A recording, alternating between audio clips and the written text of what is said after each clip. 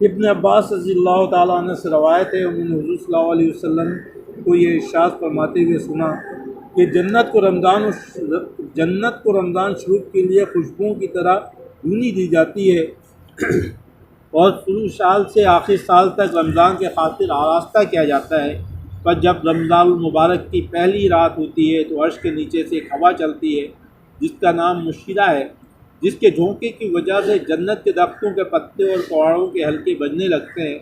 جس سے ایسی دل آویز سریلی آواز نکلتی ہے کہ سننے والے نے اس سے اچھی آواز کبھی سنی نہیں۔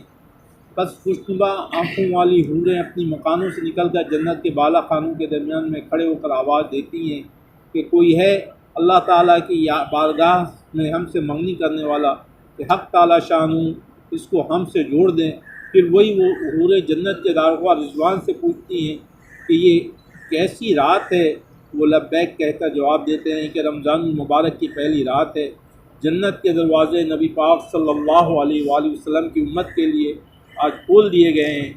حضور صلی اللہ علیہ وسلم نے فرمایا، حق تعالیٰ شانہ رضوان سے فرما دیتے ہیں کہ جنت کے دروازے کھول دو، اور مالک جہنم کے داروغوں سے فرما دیتے ہیں کہ احمد صلی اللہ علیہ وآلہ وسلم کی امت کے روزے داروں پر جہنم کے دروازے بند کر دو، اور جبرائیل کو حکم ہوتا ہے کہ زمین پر جاؤ اور سرکش شیاطین کو قید کرو اور گلے میں توق ڈال کر دریا میں پھینک دو کہ میرے محبوب صلی اللہ علیہ وآلہ وسلم کی امت کے روزے کو خراب نہ کریں۔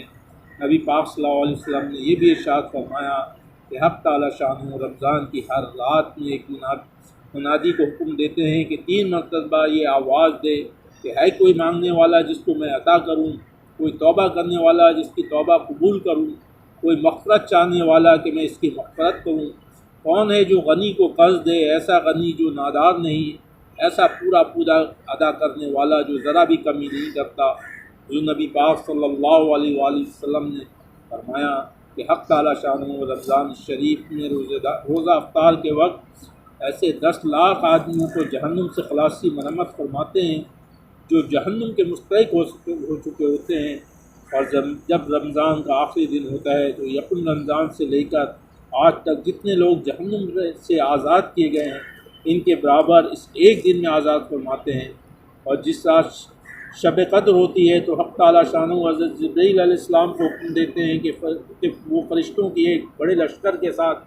زمین پر اترتے ہیں۔ ان کے ساتھ ایک سبز جھنڈا ہوتا ہے جس کو کعبے کے اوپر کھڑا کر دیتے ہیں، اور پھر حضرت جبرائیل علیہ السلام کے 100 بازو ہیں جس میں سے ہر بازی کو صرف اسی رات میں کھولتے ہیں، جن کو مشرق سے مغرب تک پھیلا دیتے ہیں۔ پھر جبرائیل علیہ السلام فرشتوں کو تقاضا فرماتے ہیں کہ جو مسلمان آج کی رات کھڑا ہو یا بیٹھا ہو، نماز پڑھ رہا ہو یا ذکر کر رہا ہو، اس کو سلام کریں اور مصافحہ کریں اور اس کے دعاؤں پر آمین کہیں۔ صبح تک یہی حالت ہوتی ہے۔ جب صبح ہو جاتی ہے تو جبرائیل آواز دیتے ہیں کہ اے فرشتوں کی جماعت اب کوچ کرو اور چلو۔ فرشتے حضرت جبرائیل علیہ السلام سے پوچھتے ہیں کہ حق تعالیٰ نے محمد صلی اللہ علیہ وسلم کے مومنوں کی حاجتوں اور ضرورتوں پر کیا معاملہ فرمایا؟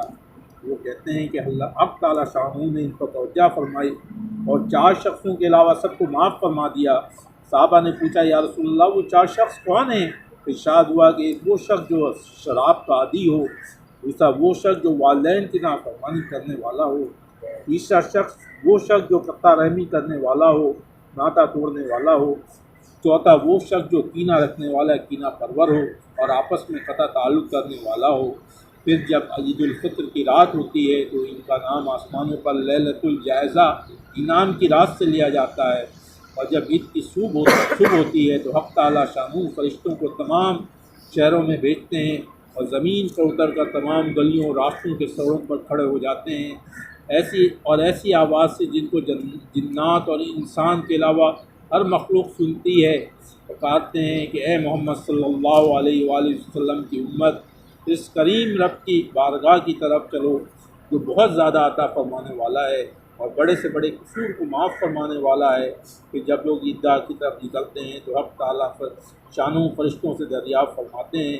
کہ کیا بدلہ ہے اس مزدور کا جو اپنا کام پورا کر چکا ہو؟ عرض کرتے ہیں کہ میرے معبود اور ہمارے مالک اس کا بدلہ یہی ہے کہ ان کی مزدوری پوری ادا کر دی جائے۔ تو حق تعالیٰ شانہ فرماتے ہیں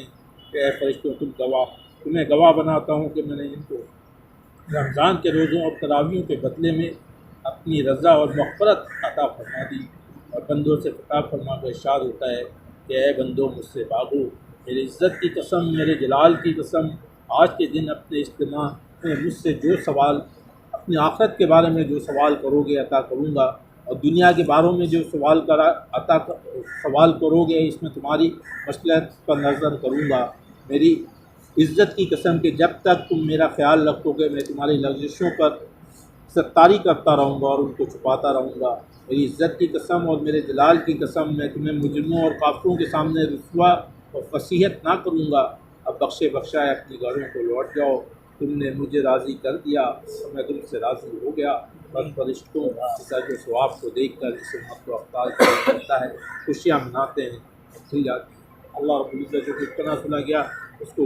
کا یقین و شعور نصیب فرمائے۔ اور یہ رمضان کا مبارک مہینہ آ رہا ہے، ہمیں اس کو مکمل اس کے آداب کے ساتھ جو ہے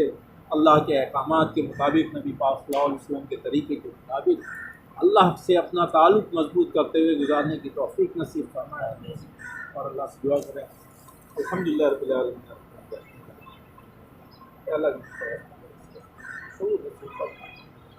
اے اللہ اس ماہ مبارک کو برکت نصیب فرما، اے اللہ اس ماہ مبارک کو اے اللہ تیری رضا کے خاطر گزارنے کی توفیق نصیب فرما۔ اے اللہ تو رحیم رحیم فرما، اے اللہ تو رحیم فرما۔ اے اللہ ہماری نیک تمناؤں کو اس ماہ مبارک کے حوالے سے قبول فرما۔ اے اللہ ہم سے راضی ہو جائے، اے اللہ میں آپ سے راضی کرنے والے اعمال اس پورے کرنے کی توفیق نصیب فرما۔ سبحان